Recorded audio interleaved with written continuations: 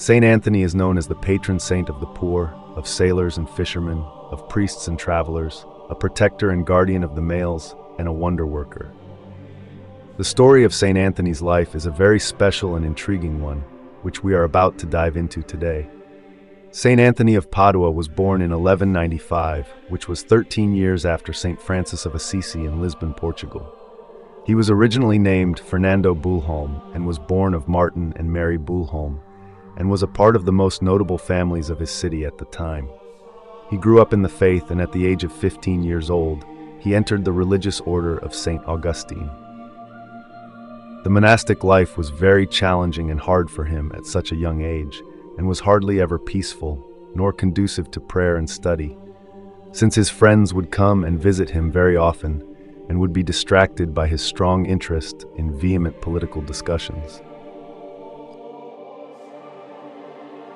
After 2 years, he requested to be relocated to Kornbrau, and began his journey of 9 years of intensive study of Augustinian theology, and would later combine that with a Franciscan vision. Fernando, Saint Anthony, was probably ordained as a priest during this time of his life.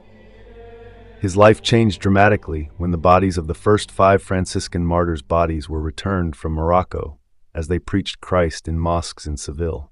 They were in danger of being martyred in the outset, and the Sultan allowed them to pass on to Morocco, and despite the dangers of preaching the gospel, and were warned about doing that, it eventually led to them being tortured and beheaded.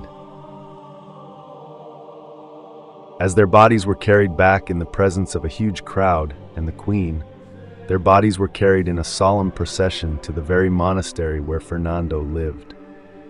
Although this can be considered tragic and sad, it was deemed glorious and received as such by the people. This was also very inspirational for young Fernando, and was so much so that it led to him making a momentous decision, one that would change his life and the lives of many to come. Fernando decided from there that he also wanted to become a Franciscan. In the beginning, he shared his feelings with the Franciscans' brothers, saying, "I would gladly put on the habit of your order if you would promise to send me as soon as possible to the land of the Saracens, that I may gain the crown of the holy martyrs." To accomplish this, he asked permission to leave the order of St. Augustine. After some challenges from the prior of the Augustinians, he was allowed to leave that priory. The Augustinian monk known as Fernando at the time went to the convent of St. Anthony, where he took the vows of the Franciscan order and took on his new name as Anthony in honor of St. Anthony, known as the Patriarch of the Hermits. As St. Anthony was inspired by the Franciscan martyrs, he felt it was his calling to go to Morocco and do the same. He was sent to Morocco by his new order and was sent to pursue what he felt was his new calling, to be a witness of Christ and martyred if it was in the will of God. But what happened was, and as it can often turn out, this is now what was written for St. Anthony, as he got seriously ill, he was forced to return home. During his journey back home, his ship encountered severe storms and strong winds, which pushed it eastward across the Mediterranean. The ship eventually reached the eastern coast of Sicily. Although the friars at Messina didn't know him, they welcomed him and started nursing him back to health. Still unwell, Anthony wished to attend the Grand Pentecost chapter of Mats, named so because the 3,000 friars, unable to find proper lodging, slept on mats. Francis of Assisi, who was also ill, was present there as well. At that time, since Anthony was only a visitor, he didn't receive any assignments during the chapter of Mats, so he requested to be with a provincial superior from northern Italy. "Instruct me in the Franciscan life," he asked, not mentioning his prior theological training. When the provincial superior agreed to take Anthony on, he was overjoyed, and from there on forward, like St. Francis, he had his first choice, a life of seclusion and contemplation in a hermitage. One of Anthony's great gifts was the gift of preaching, and was firstly recognized of this gift at a gathering for the ordination of Dominicans and Franciscans in 1222. They all shared a meal together, and afterwards the provincial suggested that one of the friars give a short sermon. Nobody volunteered immediately, but Anthony asked to give something simple. since Anthony presumably had no education prior at the young age of 27. Although Anthony initially resisted, he eventually began to speak in a straightforward, unpretentious manner. The fire within him soon became apparent. His knowledge was undeniable, but it was the fervor with which he spoke that truly left a lasting impression on everyone present. Once his abilities and wisdom were revealed, his quiet life of prayer and penance at the hermitage was replaced by the role of a public preacher. Hearing of Anthony's preaching talents, Francis reassigned the young priest to preach in northern Italy. It's known that not everyone was captivated by Anthony's preaching. According to legend, when faced with an unresponsive audience, he went to the river and preached to the fish, which, as the story goes, finally captured everyone's attention. Anthony tirelessly traveled throughout northern Italy and southern France, reportedly making around 400 journeys, often targeting cities where heretics were most prominent. However, the sermons he left behind rarely show him directly confronting them. Church historians suggest that Anthony preferred to highlight the grandeur of Christianity in a positive light. Instead of proving others wrong, he aimed to win them over by demonstrating the value of true repentance, conversion, and the joy of reconciliation with a loving Father. Saint Francis, Anthony's superior, continued to receive glowing reports about Anthony's sermons, his deep knowledge of Scripture, and his devotion to Mary. In 1224, Francis wrote to Anthony, asking him to teach his fellow Franciscans. Anthony thus became the first teacher in the Franciscan order to receive special approval and blessings from Saint Francis. Anthony continued to, as he taught the friars, and took upon himself some more responsibilities within the order. In 1226, he was appointed provincial superior of northern Italy, but still found time for his prayer life and in contemplative prayer in a small hermitage. Around Easter time in 1228, being at the age of 33, Anthony met the Pope, P. Gregory IX, in Rome. The Pope had been a very good and faithful friend and advisor of Saint Francis. Anthony was invited to be a speaker, which he did humbly, as he always used to. His preaching was very appreciated by the public, and so much so that it was later said that it seemed the miracle of Pentecost relived. In 1231, in Padua, Anthony preached his last and most notorious Lenten sermons. The crowds received him very greatly, being up to 30,000 sometimes, and the churches could not hold them, so he went to piazzas or the open fields. People loved his preaching so much that they would wait all night to hear him speak. Anthony would even have a bodyguard because of the amount of people, and to make sure that he would be safe pursuing his endeavors, and apparently some people would come with scissors to get a piece of his habit as a relic. Anthony would be active at the confessional after performing Mass, which could last all day, as he would fast and pray all day as well, which is a testament to the kind of person Anthony was. After all his efforts and tasks that he had taken upon himself during that Lenten season, it left him very exhausted and retreated to a little town near Padua to rest and recover. But he soon realized death was coming close and wanted to return to Padua to rest up and recover in a city in which he loved very dearly. His journey back had him very weakened and had to stop in Arcella, and it ended with him having to bless Padua from a distance, just as St. Francis of Assisi had blessed Assisi from a distance. At Arcella, he received the last sacraments, sang and prayed with the friars there. When one of them asked Anthony what he was staring at so intently, he answered, "I see my Lord," and died a short time after that, only at the age of 36, after being a Franciscan for only 10 years. His story and tradition of devotion to Saint Anthony of Padua began shortly after, almost immediately upon his death on June 13, 1231. A lot of people, up till tons of people, came to view his body and attend his burial. His grave became a place of extraordinary devotion and numerous miracles attributed to him during his life. And that occurred after his passing, which declared him a saint and was declared so by Pope Gregory X.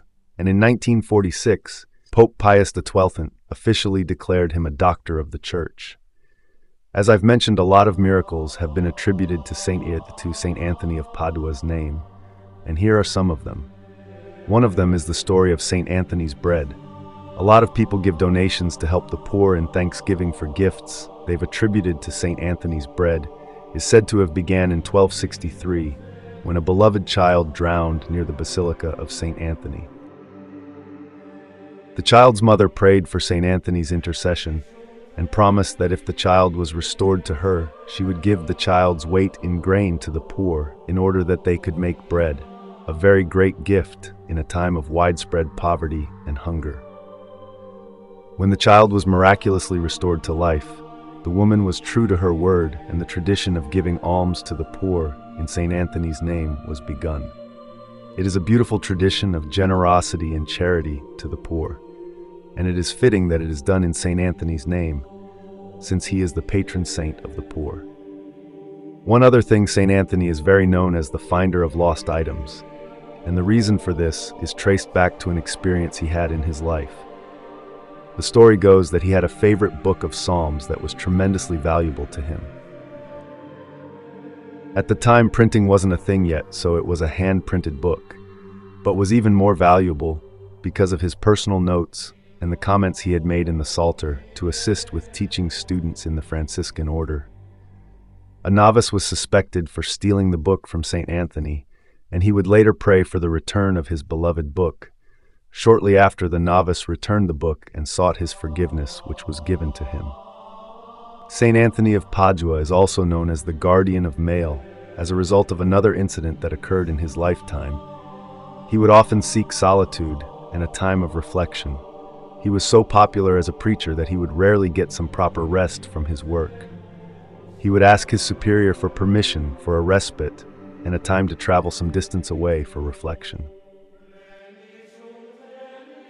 As the story goes, when the messenger arrived for the letter, it was nowhere to be found, and St. Anthony took this as a sign not to leave. Shortly after, he received permission to leave and take his trip.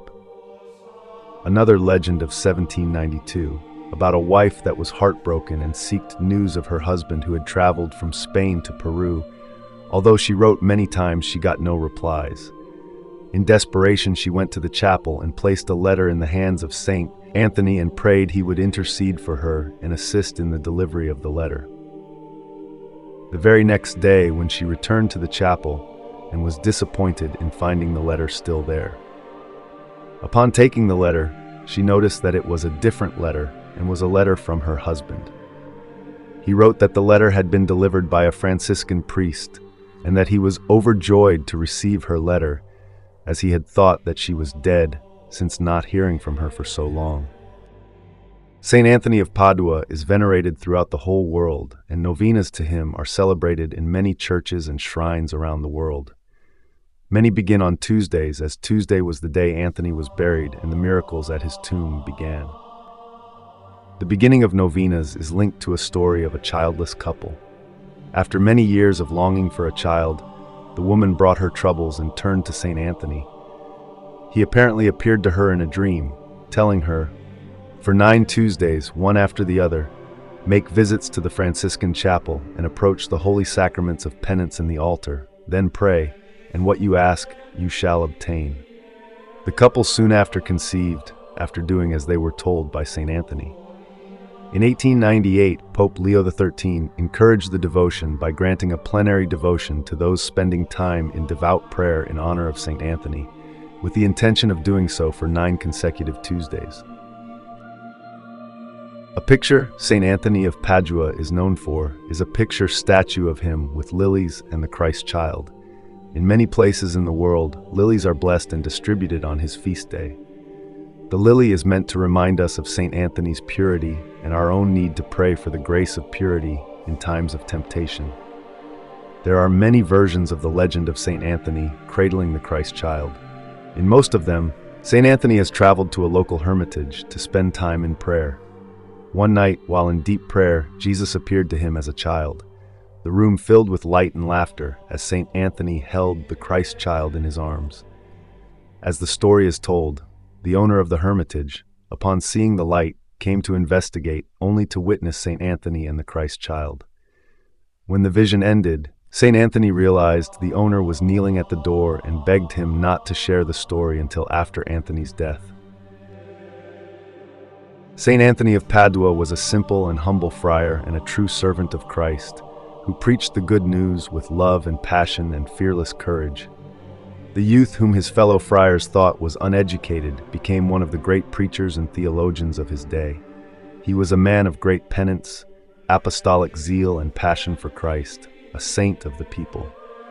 He was so effective in bringing people back to the faith through his preaching was just as important as his peacemaking and calls for justice. Today, Saint Anthony is one of the most revered saints in the Catholic Church.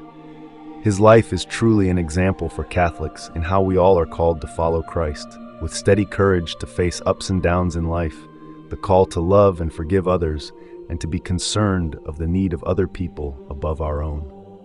To build our lives on the rock and the foundations of Christ's teaching with total trusting love and dependence upon God.